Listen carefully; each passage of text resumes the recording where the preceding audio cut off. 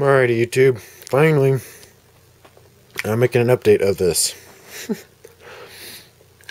Everybody, you know what? I'm glad everybody's been bugging me to make a video of this, because sometimes, honestly, I forget. So here it is. It's in pieces. Frankly, it's in pieces. Alright, let me sit down on something. I wrecked my scooter earlier today. I was driving it around and it was snowing. No, it was sleet. It was a rain, but once it hit the ground, it turned to ice.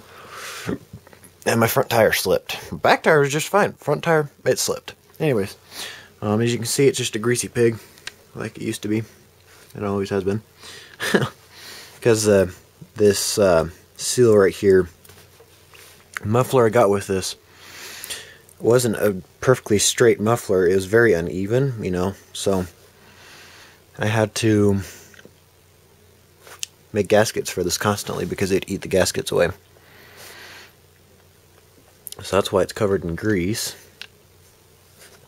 Take the light back here a little bit. I got some new boot for it. It's a new high performance wire boot. That's over at my dad's house. So that'll be going on soon. I'm itching to get this thing going again. I want to ride this thing so unbelievably bad. It's been sitting here for quite a while. Alright, so ouch. Here's the original carburetor. And these are just fine and dandy, but they don't give you very much performance. I mean, you can ride it around, that's just fine, you know. There's no complaint there. It's just you can't really go anywhere. No, let me take that back. It's not that you can't go anywhere. I like the power. These carburetors don't have very good low-end power, and they don't have very good top-end rev. So they've got more low-end power more than top-end rev, really. So I was looking around. That's obviously not going to do it. That's too small.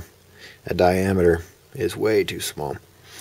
I was looking around. I rebuilt that engine to go on my dad's snowblower, and the carburetor that came off of that is perfect. Of course, it's much wider. This is a lot wider than that, as you can see there. But all I have to do is take this, or I'll probably take this one off, and put a plate on the other side, and weld it on.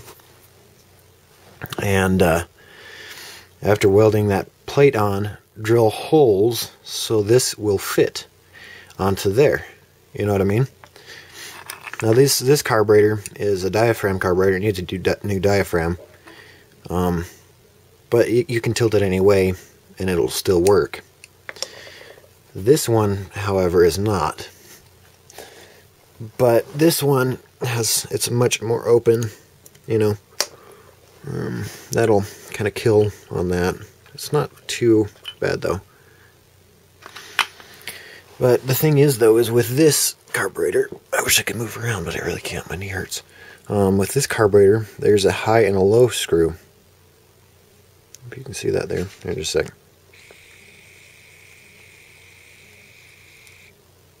Come on, focus. Focus.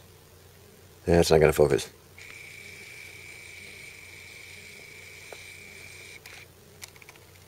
There we go. Anyways, there's a high and a low screw there. So I can adjust my low-end fuel mixture and my high-end fuel mixture. Fuel to air ratio, that is. So after I put that back on, it's going to be a lot faster. New carburetor kit for one of those. I can pull one off of eBay for like $3. Pretty cheap. And this is nice and open.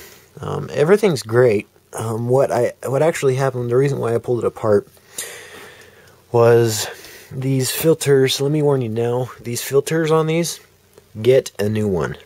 Or stuff with something different. I suggest getting a new one. Because those filters do nothing.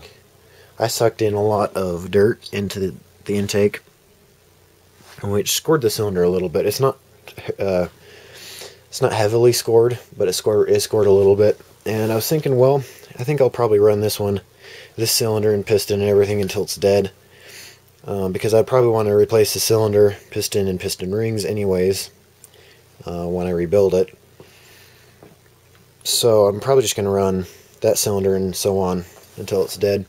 This fuel line is shot. It is hard as a brick, and it is shot. That's the original fuel line that came with it. The muffler, I'm going to have to buy a new muffler for it. Reason being is I scrapped the muffler off of this and put it on my blue motorized scooter. That's right. And I changed it too, so it really can't go back on here. It's okay with me though, because I never liked that muffler on this bike anyways. So to get this going again, I'm going to need somewhere around about like $40. It's not too much, but I don't really feel like spending it right now. Plus it's winter time. I wonder if this still... Yeah, still got a little bit of gas in there. Still smells good too. Yeah, it's getting a little old though. And I also got a bike computer. Speedometer. I'll lift the front wheel up. I'm not sure if it's calibrated yet, but turns on. You got your time of ride. You got what time it is. Your distance, your miles, and how fast you're going. And then if you hit a different button, you can also get thermometer. So that's that. That's the update on that. There's a lot of things I would really like to do to it, but really just don't have the money. I could probably build it though, now that I think about it. I'd like to put a jack shaft system on it. Just take money, you know. It'd probably be cheaper if I built one. I've got access to a machine shop, so I could make all my parts there.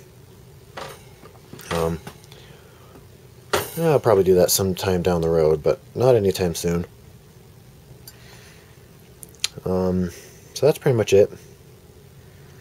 Got your computer, or your speedometer. This is the chain tensioner I got for this. Very, very good. It's a spring operated chain tensioner, so it never tightens the chain too much and lets it have slack when it needs the slack.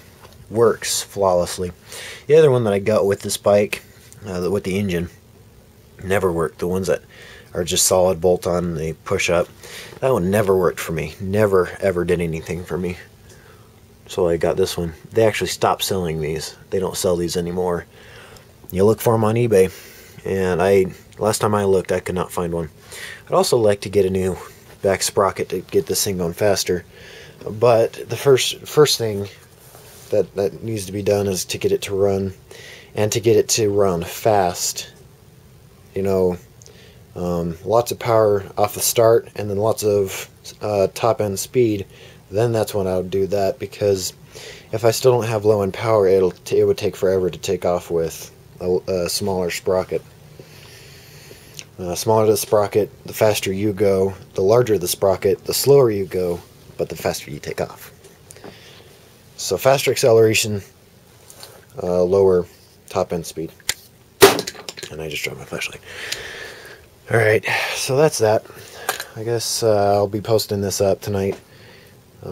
So you guys don't have to wait anymore. There's still an engine sitting here waiting for parts. What happened with this, totally off subject, I'm sorry, but what happened with this is I was turning it over by hand. It was ticking and found a broken governor gear. Found a broken governor gear. Now I would probably just remove the governor all the way if it was going on a go-kart, but it's not going on a go-kart, it's going on a snowblower, so it needs a governor. There's that. There's my lamp. My other lamp.